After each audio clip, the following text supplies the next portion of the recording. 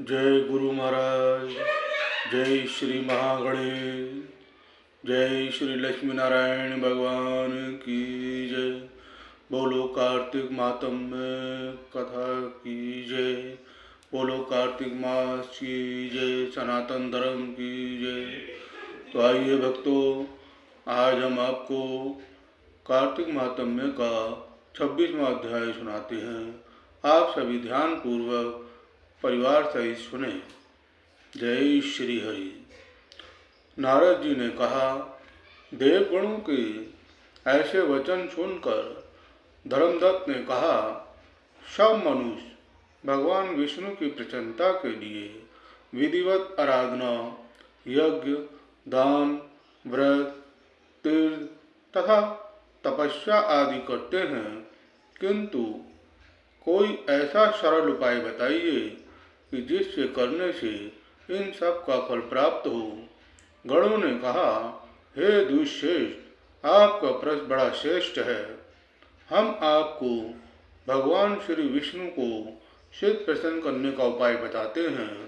हम इतिहास सहित प्राचीन वृत्तांत सुनाते हैं, सावधानी से सुनो। ओम नमो भगवते वासुदेवाय नमः। प्राचीन काल में कांचीपुरी में चोल नामक चक्रवर्ती राजा राज करता था। उसी के नाम से उसके देश का भी चोल ही प्रसिद्ध था। राजा चोल के राज्य में कोई प्राणी दारिद्र, दुखी, पापी व रोगी ना था। यह सब राजा के यज्ञ करने का प्रभाव था। ताम्रपर्णी नदी के दोनों किनारों पर सोने के यज्ञ स्तंभ सुशोभित थे। हे द्विजवर, एक दिन वह राजा भगवान विष्णु के पास गया। भगवान उस समय शेष शैया पर योग निद्रावश हो रहे थे। राजा ने उनकी मणियों, मोतियों और स्वर्ण के दिव्य फलों फूलों द्वारा पूजा की। वह साष्टांग प्रणाम करके भगवान के चरणों के पास ही बैठ गया। थोड़ी देर के बाद राजा ने अपनी नगरी कांचीपुरी के ब्राह्मण विष्णुदास को वहां आते हुए देखा। विष्णुदास भगवान की पूजा के लिए तुलसी दल और जल लिए हुए था। विष्णुदास ने वहां आकर भगवान को विष्णु सूक्त मंत्रों द्वारा स्नान करवाकर मंजरी तथा दलों से उनका विधि पूर्वक पूजन किया। विष्णुदास के चढ़ाए हुए दलों से राजा के चढ़ाए हुए मणि, मोती व स्वर्ण के फूल ढक गए। राजा यह देखकर क्रोध में भरकर बोला, ढोंगी मूर्ख, तूने मेरी चढ़ाई हुई मणियों, मोतियों व सोने के फूलों को तुलसी दल व अपने सादे फूलों से ढक दिया है। तू बेचारा भला भक्ति करना क्या जाने। तूने मेरे किए हुए विचित्र श्रृंगार को बिगाड़ दिया है। राजा की बात सुनकर विष्णुदास को भी क्रोध चढ़ आया। वह राजा के गौरव को तुच्छ समझकर कहने लगा, जय श्री हरि।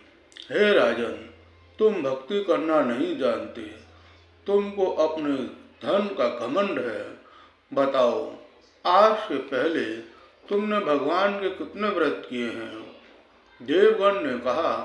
ब्राह्मण के ऐसे वचन सुनकर राजा ने घमंड से हंसकर कहा, हे विप्र, भगवान की भक्ति के अभिमान से यदि तू ऐसी बात कह रहा है तो मैं पूछता हूँ कि तेरे जैसा भिखमंगे ब्राह्मण में भगवान की भक्ति ही कितनी है, क्योंकि तुमने आज तक भगवान की प्रसन्नता के लिए कुछ भी नहीं किया, ना कोई मंदिर ही बनवाया है।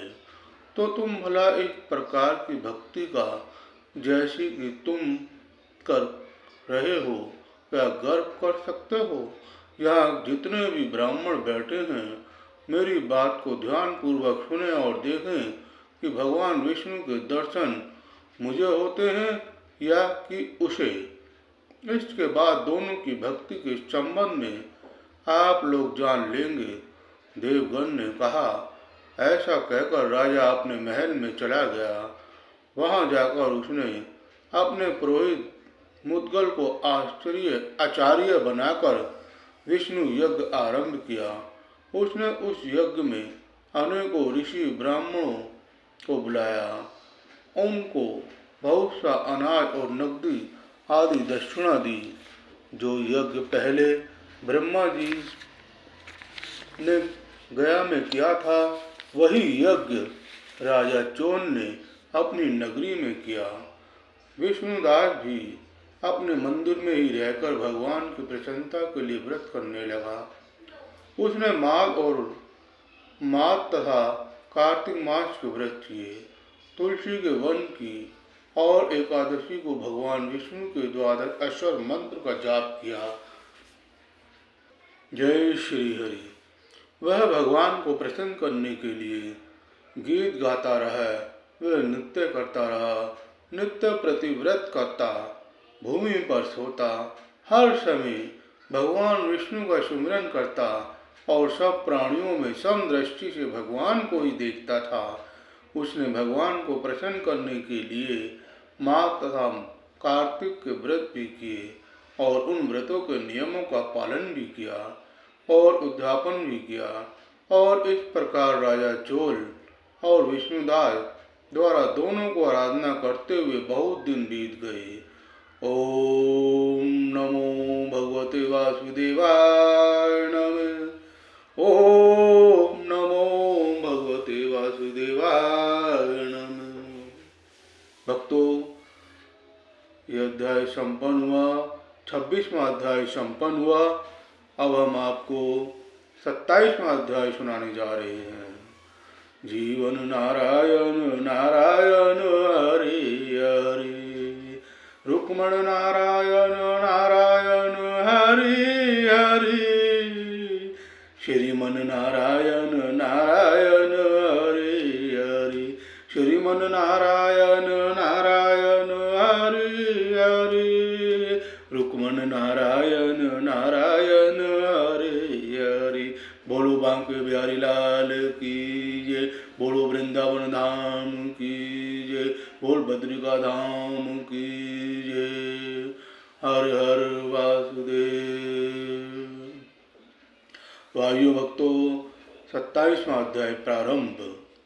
गणों ने कहा, विष्णुदास एक दिन भोजन तैयार करके भक्ति में तल्लीन था कि कोई उनका भोजन चुरा कर न ले जाए। लेकिन शाम काल की आराधना हो सके और व्रत भंग ना हो, इसलिए उसने उस दिन दोबारा भोजन तैयार नहीं किया। श्री नारद जी ने कहा, हे राजन, इस प्रकार इस तरह लगातार 7 दिन तक कोई दूसरा भोजन चुराता रहा। तब वह हैरान होकर सोचने लगा कि यह तो बड़ी विचित्र घटना है कि ना जाने कौन हर रोज मेरे भोजन को चुरा कर ले जाता है। फिर भी इस देव स्थान को छोड़ना नहीं चाहिए। अगर मैं भोजन बनाकर खा लेता हूँ तो देर हो जाएगी और पूजा छूट जाएगी। अतः मुझे भोजन बनाकर तुरंत खाना नहीं चाहिए। बिना भगवान को भोग लगाने के वैष्णवों को भोजन नहीं करना चाहिए। अगर 7 दिन भोजन के बीत गए तो आज का एक दिन और सही। आज मैं भली भांति भोजन की रक्षा करूंगा और देखूंगा कि हर रोज इसे कौन चुरा कर ले जाता है। ऐसा सोच विष्णुदास भोजन के पास ही छिप कर बैठ गया। उसने थोड़ी देर के बाद देखा कि वहां पर एक चंडाल आया, जिसका शरीर अत्यंत दुर्बल था। उसके शरीर पर केवल चमड़ी ही चमड़ी दिखाई देती थी। जब वह चंडाल भोजन चुराकर चल दिया तो विष्णुदास ने उसे पुकारा, ओम नमो भगवते वासुदेवाय नमः। हे भाई, यह रूखा भोजन ले जाकर क्या करोगे? धीरे भी लेते जाओ। ऐसा कहकर वह शेष ब्राह्मण आगे को बढ़ा। विष्णुदास को अपनी ओर आते देखकर वह चंडाल तेजी से दौड़ने लगा। वह ब्राह्मण से डर गया, लेकिन निर्बलता के कारण दौड़ भी तो ना सकता था। वह भूमि पर गिर पड़ा और मूर्छित हो गया। चंडाल को मूर्छित देखकर विष्णुदास लपक कर उसके पास पहुंचा और उसके वस्त्र से उस पर हवा करने लगा। और उसके बाद उसने जो कुछ देखा उसे देखकर वह आश्चर्यचकित रह गया। जय श्री हरि, जय श्री हरि। उसने देखा कि उसके सम्मुख शंख, चक्र, गदा, पद्म, पीताम्बरधारी छत्रभुजी रूप, अलसी के फूल के समान वाले छाती में कौस्तुभ माला से सुशोभित ससार श्री भगवान विष्णु खड़े हैं। भगवान का दर्शन करके सात्विक भाव से मुक्त वह श्रेष्ठ ब्राह्मण उनकी स्तुति तथा प्रणाम कुछ भी ना कर सका। वहीं पर सब इंद्र आदि देवता भी उपस्थित हो गए और गंधर्व तथा अप्सराएं आकर गीत गान करने लगी तथा नृत्य करने लगी। ब्राह्मण उन्हें प्रणाम करने के लिए ही उतावला हुआ, त्यों ही वहां संपूर्ण देव, गंधर्व और अप्सराएं आ गईं। नृत्य संगीत होने लगा। विष्णु भगवान ने अपना स्वरूप ब्राह्मण को प्रकट कर उसका आलिंगन किया और दिव्य विमान में बैठाकर उसे वैकुंठ ले गए। जय श्री हरि, बोलो बांके बिहारी लाल की जय। दिव्य विमान में ब्राह्मण को विष्णु के साथ जाते हुए चोल राजा ने भी देखा। उसने अपने गुरु आचार्य मुद्गल को कहा कि मैंने जो यज्ञ आदि किए हैं वे सब व्यर्थ हुए। जितनी दान दक्षिणा मैंने ब्राह्मण को दी वह असफल हुई। विष्णु भगवान के दर्शन नहीं हुए। विष्णुदास ब्राह्मण ने केवल श्रद्धा से भक्ति की। उसके प्रभाव से विष्णु भगवान ने आकर उसको दर्शन दिए। इसलिए भक्ति ही सर्वोपरि है। मुझे विष्णु भगवान के दर्शन के लिए राज का त्याग कर भक्ति करनी चाहिए। राजा के कोई पुत्र न होने के कारण उसने भांजे को राजगद्दी का अधिकारी बना दिया और आप विष्णु भगवान की भक्ति करने लगा। बहुत काल तक भक्ति करने के बाद भी विष्णु ने दर्शन नहीं दिए तो वह अग्नि कुंड में कूद पड़ा।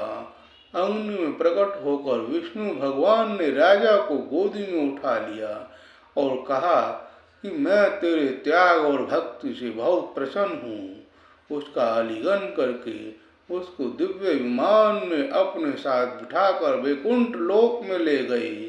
भगवान विष्णु ने अपने समान रूप वाले ब्राह्मण को पुण्यशील और राजा चोल को सुशील नाम देकर दोनों को अपना द्वारपाल बना लिया।